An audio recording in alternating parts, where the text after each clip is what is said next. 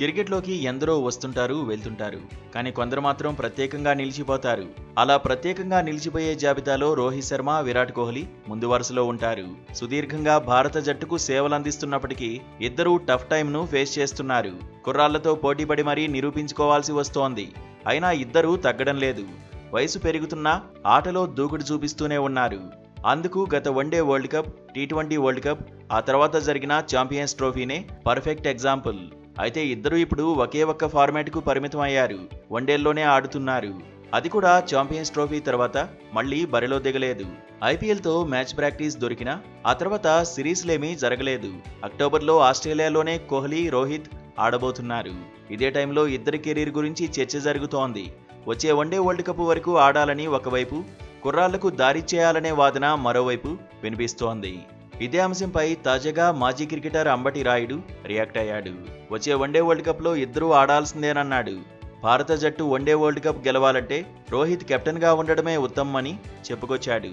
వన్డేల్లో ఇప్పటికిప్పుడు అసలు రోహిత్ను రీప్లేస్ చేసే ఆటగాడే లేడని తేల్చి చెప్పాడు. హిట్ మ్యాన్ లీడర్షిప్ భారత జట్టుకు అవసరమన్నాడు. ఐసీసీ టోర్నీల్లో టీమిండియాను ఎవరు గెలిపిస్తారన్నదే చూడాలన్నాడు అంబటి రాయుడు. ఎట్టి పరిస్థితుల్లోనూ వన్డే ప్రపంచ కప్లో హిట్ మ్యాన్ను ఆడించాలన్నాడు. విరాట్ కోహ్లీకి కూడా అంబటి రాయుడు మద్దతుగా నిలిచాడు. 3వ స్థానంలో కోహ్లీ తిరుగులేని ఆటగాడన్నాడు. ప్రపంచ కప్లో విరాట్ 100% ఆడాలన్నాడు. వన్డేలు అంటే బాదడం మాత్రమే కాదని, అవసరమైతే లాంగ్ ఫార్మాట్లా, షార్ట్ ఫార్మాట్లా కూడా ఆడాలన్నాడు. కోహ్లీ ఆడితే అలాంటి బ్యాలెన్స్ ఉంటుందన్నాడు. దీంతో అంబటి రాయుడు చేసిన కామెంట్స్ ఇప్పుడు వైరల్ అవుతున్నాయి. నిజానికి సెల్ఫ్లెస్ క్రికెట్ ఆటంలో హిట్ మ్యాన్ ముందే ఉంటాడు. విమర్శలు వచ్చిన ప్రతిసారి ఆటతోనే సమాధానమిస్తాడు. ఛాంపియన్స్ ట్రోఫీలోనూ అదే చేశాడు. అసలైన ఫైనల్ వారిలో 76 పరుగులు సాధించాడు. మ్యాచ్ను టీమిండియా వైపు తిప్పేశాడు. వన్డేల్లో గొప్ప బ్యాటర్గా పేరు తెచ్చుకున్నాడు. 11,168 పరుగులు సాధించాడు. యావరేజ్ 48.76. రోహిత్ ఖాతాలో 32 సెంచరీలు ఉన్నాయి.